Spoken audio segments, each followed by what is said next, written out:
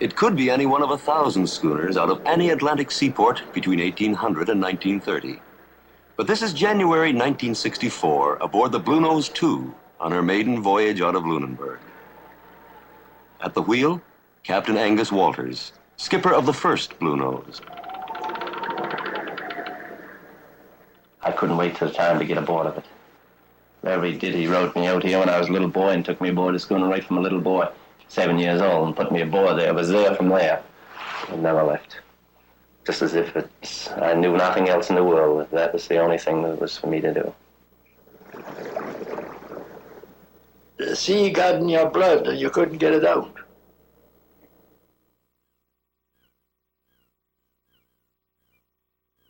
In the fall of the year, there were thousands of them in the harbors between Bonavista and Cape Ann, salt bankers, most of them, built for dory fishing on the Grand Banks and going foreign. Most of them out of 3 ports, Gloucester and Boston in Massachusetts, and a Blue Nose port famed for high winds and rum, Lunenburg, Nova Scotia. After the ships have been tied up for the winter, and spring comes and everybody gets moving down around the waterfront and they get ready for their first spring trip. That is an exciting time too. You can feel the pulse quicken and the real awakening. I remember the smell of the trawl tubs. Yeah. You know, with the rope coiled and those hooks just going around just so. And this odor of tar. That is really something. When all those trawl tubs were down in the schooners and you'd go down and you can smell this. And can't you remember going in homes where the father and the men sat around with these in the kitchen by the stove?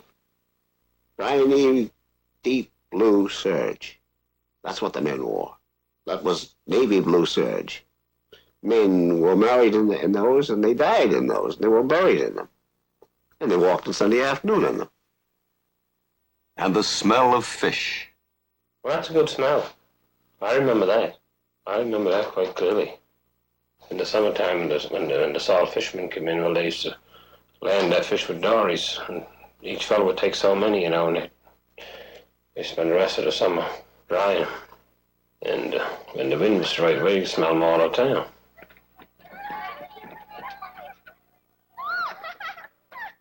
The family was different, the family that my mother describes. She had 6 brothers and a father who had a schooner of their own. They had their own fish stores, drying stores in front of her home. And her mother looked after the planting on the land. The sisters looked after the men's clothing, saw that everything was mended for these men to go on their own ship with their own father. And it was a family unit. They never talked much about them times, what they done in their time. Guess they went through so much that they don't feel like talking about it. I think that's what it is, you know. It was quite an experience too to be on a boat with your brothers and see a dory bottom up and go and pick up the dory and couldn't find the men. That's the only way them things come out. It's if you got talking to somebody, it'll come along and say, did you have a dirty in such a time, or dirty as another time, how bad was it, all of that, and that's the way the stories comes out. You never come home and tell anybody if you had a narrow escape or if you didn't have it. You don't tell them things. Them you forget. The International Fisherman's Trophy at Halifax in 1920. Old Grand Banks rivals raced again. Lunenburg against Gloucester. Delawana against Esperanto. Tommy Himmelman lost, and Marty Welch hoisted a broom at his masthead. They should never have beaten us, said Angus Walters, and that winter, the Canadians put up the money to build the Blue Nose at Lunenburg. They came from all over Nova Scotia to the Smith and Ruland yards to see the launching. It was March 26th, 1921.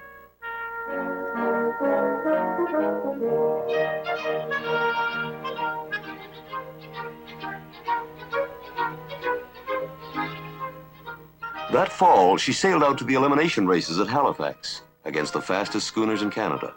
The Alcala, the Canada, the Independence, the Delawana.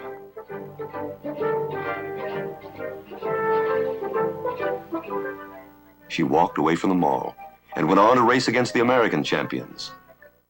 Like a wild horse, said one of her crew.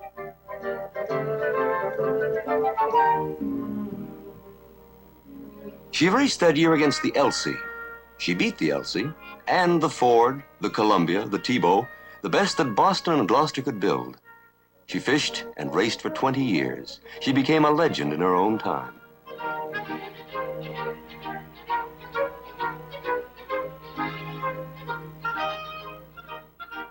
The Columbia was her greatest rival out of Gloucester, Massachusetts, under Captain Ben Pine.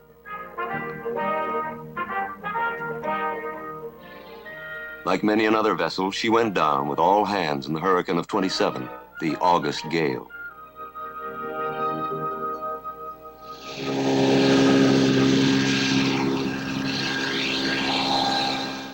August in Lunenburg, a generation later, and old memories revive as the small schooners gather for the fisheries exhibition. The Gloucestermen come back to renew their friendly rivalry in dory races, trawl setting, filleting, and scallop shucking. And from all across Canada, the exiles come home.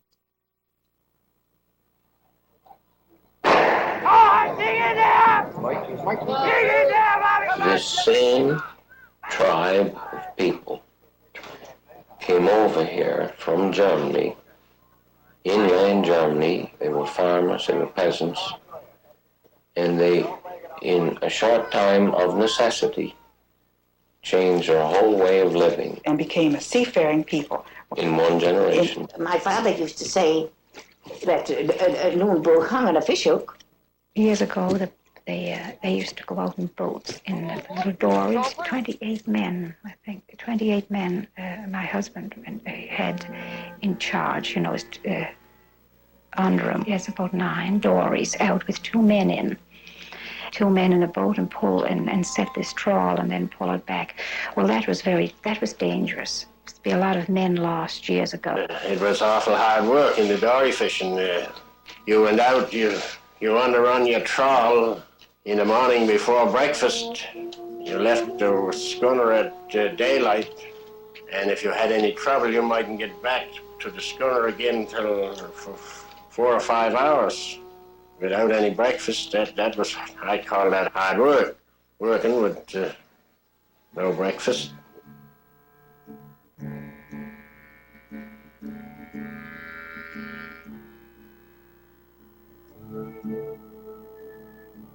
If you struck a lot of fish, there was no stopping. You might come out Monday morning, you might be there till Thursday. The night time they'd rest fishing, and the daytime they'd bring them aboard the vessel. They'd take them all night then to clear the decks. By the time the decks was clear with daylight, and away you go again.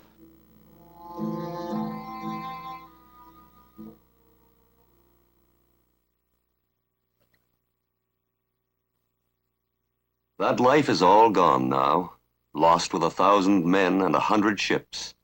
The rest, gone like this silent hulk, hauled up and left to rot in bays along the Bluenose coast, or cut down and sold for Caribbean coasters, like the Bluenose and the Tebow. Spike Spar, Knockabout, lost off Haiti, lost off La Guaira. Only the old men remember.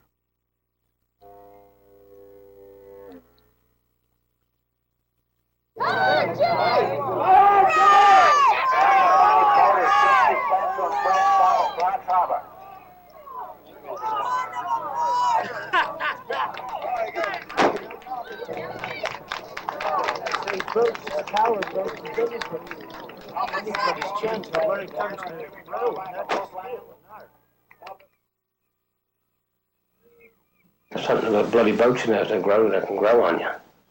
Once it bites you, you've had it anyway. But you don't need anybody to pass that along to you. When you grow up in a boat as a kid, you're on boats all your life. When you go to school, you come after school, you were down the boats. When you was home in the summertime, you was down climbing around the boats. When you was on the slip, you was out running around. You knew boats from the time you was old enough to crawl. Well, the Stevens were real water dogs on my father's side. The water was everything to them. They weren't content unless they had a boat. My father, why, goodness sakes, even today, he can hardly, well, it's hard for him to get around, but he talks about launching his boat and getting another one built. So I don't know, he certainly loved the water and sailing. He was a real sailor, a real keen yachtsman and racer, and that was his life. I would now like my father to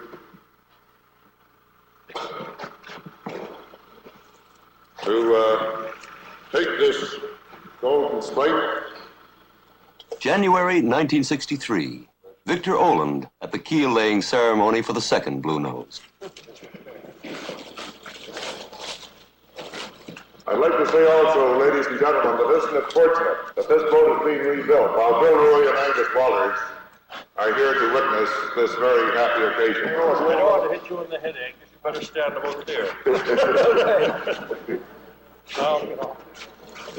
Billy, don't get off. Plant. Colonel Oland. His firm financed Blue Nose too.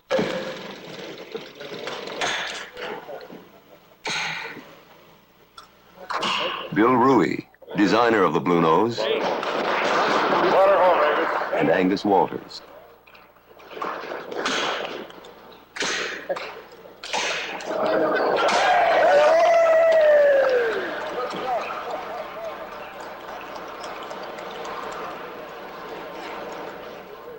In the mold loft of the Lunenburg shipyard, her lines come off. From model to mold. From mold to timber. From timbers to frames.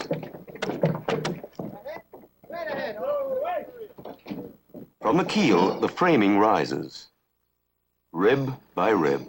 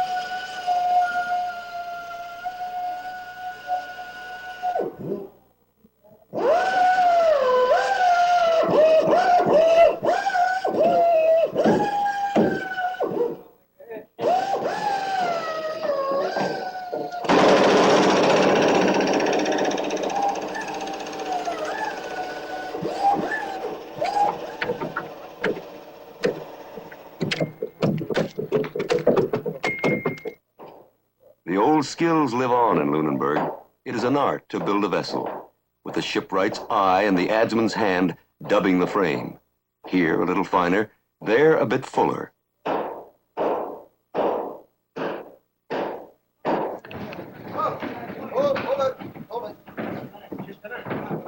She is built to the same dimensions as the original, and of the same materials. Yellow birch, some maple, the keel of oak, knees and ribs of Lunenburg oak, natural bent, double framed, double bolted every yard.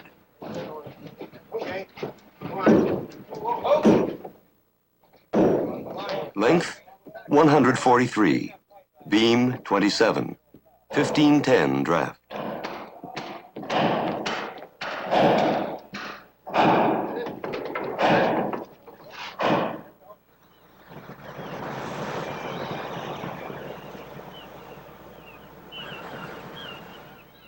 On the banks, the trawler has replaced the schooner. Only the Portuguese still fish from dories.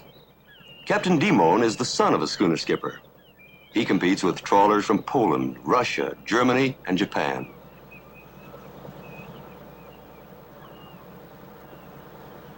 When it's thick of fog, says his father, it looks like a flower garden on the radar.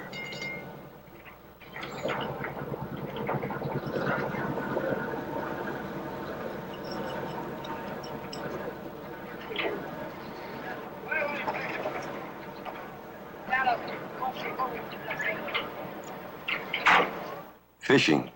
He even dreams of it. There's a lot of Lunenburg pride left yet. A lot of people may think, that fishing, it's just a fisherman, but a good beam trawler man is really an expert in his own field. You can go all over town, all over Nova Scotia if you like. You tear up one of them trawls and need somebody to put it back together right. See how many can do it outside of a good beam trawler man. Every section in that trawl has a certain number of meshes. Every section has a certain number of meshes, and if you haven't got that right, somebody's going to beat you catching fish.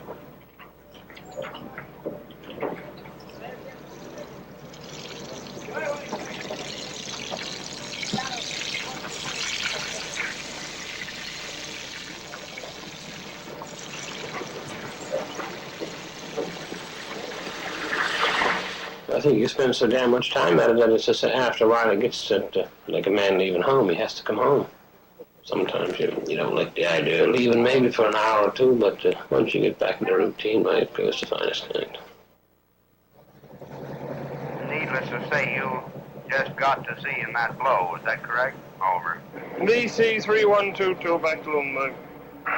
Yesterday morning, around daylight there, we got half decent fishing there around the 36, but it was so damn hard we couldn't do anything with it. Everything tore to pieces. But there was a nice bit of fish there, Elroy, if you can get them out of it. Then they was there yet when we left it, but we just couldn't keep it going over. 3570 up 69 on the purple. On the set, to hear the men at sea, radio telephone, you can talk to them, same as you can hear on the phone. That is a wonderful thing too, especially when it's a storm.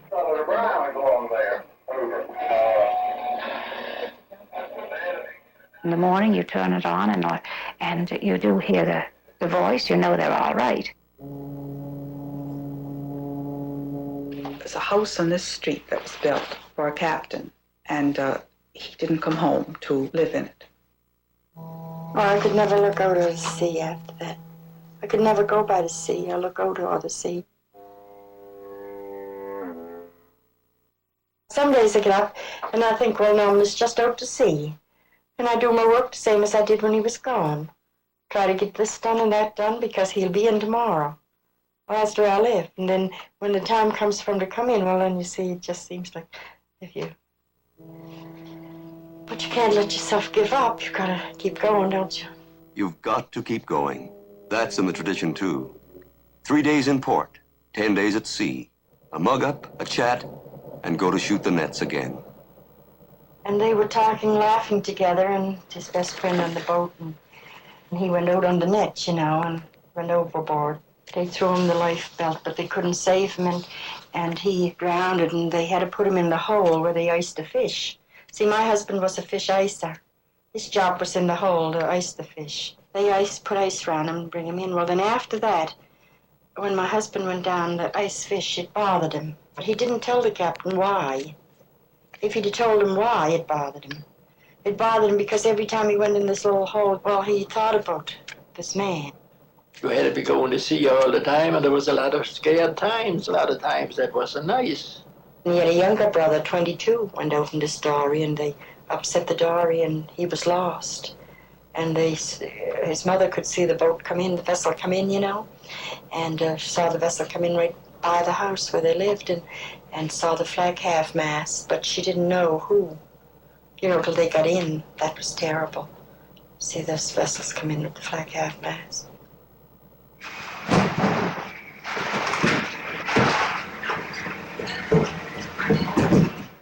Part of the Blue Nose tradition ends here.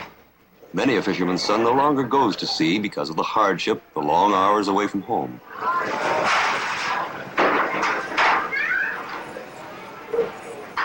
The younger men like to work in the fish plant for better money and a shorter day, and let the Newfoundlanders go to sea. There are other attractions, too.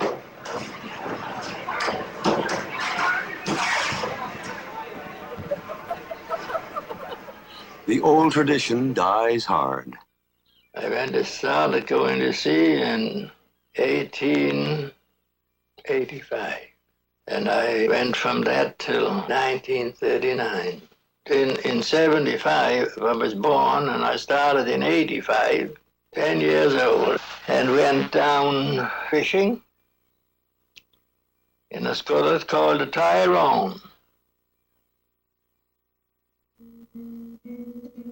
In the spring of '63, while the Blue Nose 2 was building, the Teresa Connor under Captain Harry Oxner was preparing for her first spring trip with 5 or 6 men, the old reliables.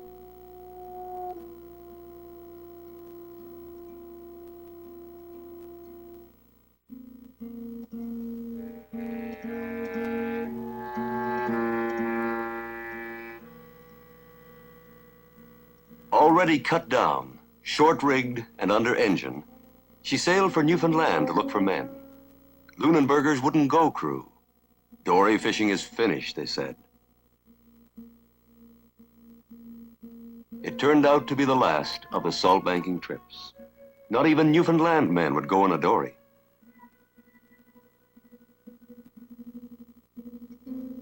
They are all gone now, the last of the salt bankers, the ships that sailed with the Blue Nose.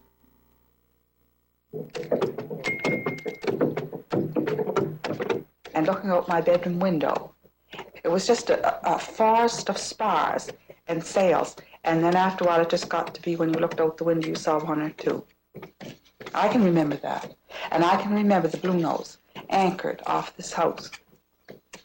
Oh, I'm glad that they're building it. What was it about the Blue Nose that was so special? A ship? A vessel, as they say here? To me, she's a thing. Well, you might say she's not flesh and blood, but she has a life. He was a good sailor. She used to do things that no other ship ever done. Naturally, when a ship raises up in the sea and she falls down, she'd fall off.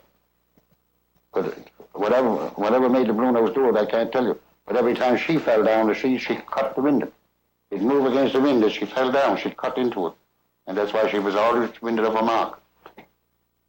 Dad, I used to watch that lots of times up the masthead. You could actually see her cutting.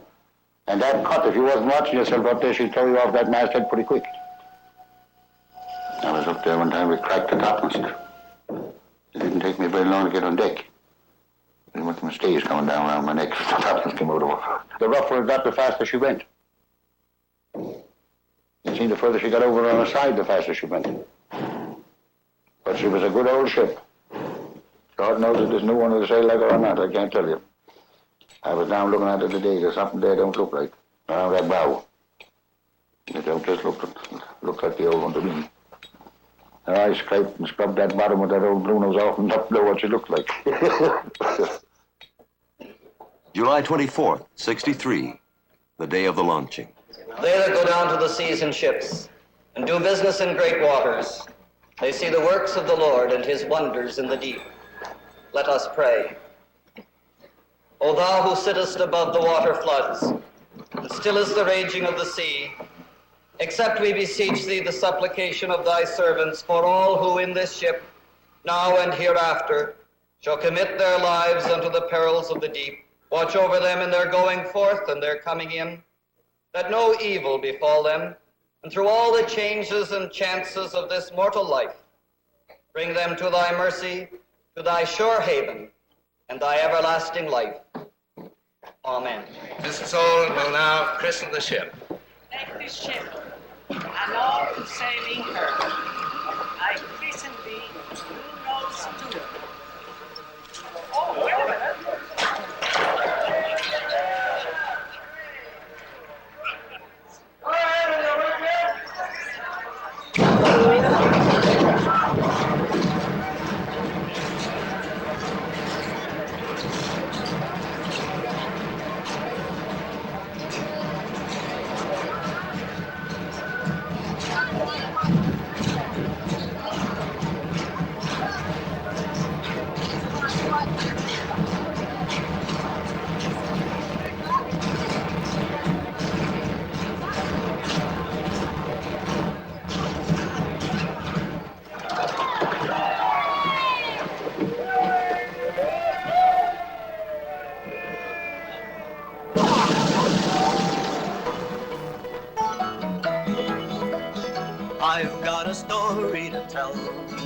of a proud ship that served her people well. Well, the Blue Nose was her name, and she never lost a race, and she won herself a place in the history of Canada. Blow winds blow, for the Blue Nose is sailing once again.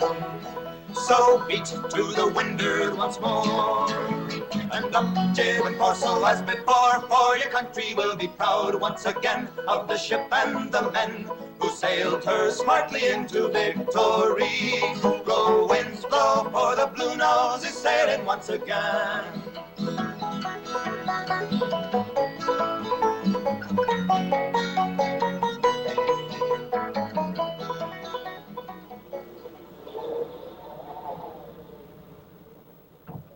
We left here one day in the Blue Nose, and there were some more schooners going to Halifax at the same time. And the wind was north, and it blowed like the old devil. We went down through Pennet Point Run. Going down, we went inside of Sambra Island. Why? I had to take charge, you see, in the Blue Nose, and a gale of wind, and she lay in all rail under. And if we ever would have took a bottom at all, there would have been no bottom left, because I know she was going, if she was going a bit at all, she was going 11 and a half or perhaps 12. Smooth water, and all the wind that she could carry. Lord, was she ever tearing, boys. After we went down to the ledges, Angus woke up, and he come up. And she would go, the rail would go all under. And Angus, he would say, "Don't let her come up, Nish, don't let her come up." Built in a Nova Scotia town, where the shipwrights have gained world renown. Down in Lunenburg they built a living legend out of skill, sweat and pride, and sailed her masterfully till she died. Blow winds blow, for the Blue Nose is sailing once again. So beat to the windward once more, and up jib and foresail as before, for your country will be proud once again of the ship and the men who sailed her smartly into victory. Blow winds blow, for the Blue Nose is sailing once again. For the Blue Nose is sailing once again. For the Blue Nose is sailing once again.